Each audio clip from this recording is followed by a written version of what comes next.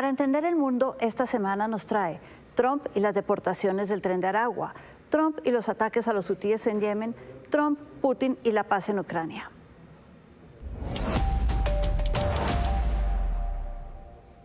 El presidente Trump deportó esta semana a cerca de 200 personas que pertenecían, dice él, al Tren de Aragua y a las maras salvatruchas en Estados Unidos.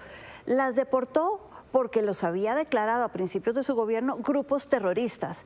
Y como terroristas, dijo él, son enemigos del Estado.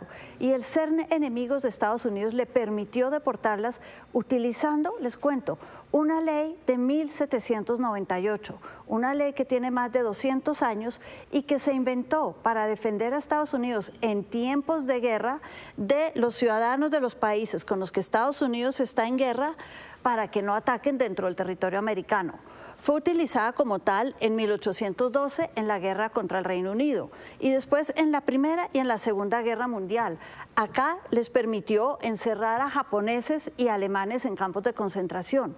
La pregunta ahora es en el 2025, porque estamos hablando de individuos. El Tren de Aragua, las maras salvatruchas pueden ser grupos terroristas, pero no son estados o países contra los que Estados Unidos esté en guerra. Entonces, ¿por qué invocó esta ley?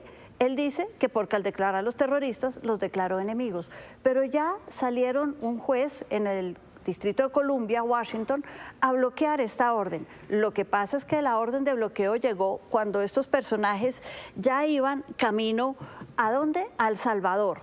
Iban camino a El Salvador, donde los iba a recibir Nayib Bukele. ¿Por qué El Salvador? Las maras salvatruchas, bien, son salvadoreños.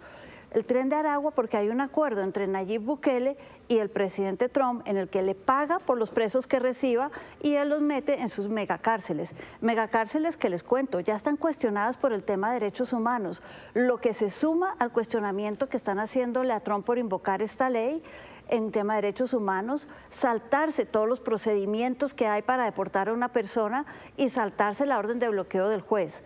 Así las cosas, es muy probable que en el futuro veamos lo que nosotros llamamos un gran choque de trenes entre las cortes en Estados Unidos y el presidente Trump, y no solo sobre este tema.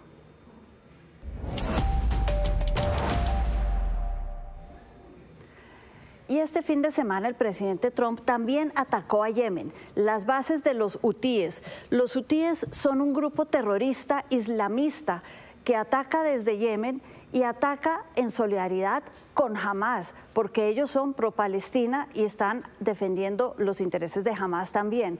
¿Qué ha atacado y por qué los atacó el presidente Trump? Ellos atacaron a los hutíes, han atacado en este punto de acá, el estrecho de Bab el-Mandab, a varios barcos, más de 200 desde que empezó la guerra en Israel y en Gaza. 200 barcos que según ellos llevaban suministros a Israel, eran israelíes o pertenecían a naciones como Estados Unidos, aliados de Israel. Por lo tanto han dicho, vamos a atacarlos y no vamos a permitir que sigan por el estrecho. Trump dijo, no voy a permitir el terrorismo, pero más que eso, el mensaje de Trump era a Irán, país que está detrás de los hutíes de Yemen, los financia y los patrocina. El mensaje de Trump, no tolero el terrorismo, pero tampoco tolero que haya países como Irán que patrocinen el terrorismo y se metan en la guerra en esta zona. Un mensaje contundente.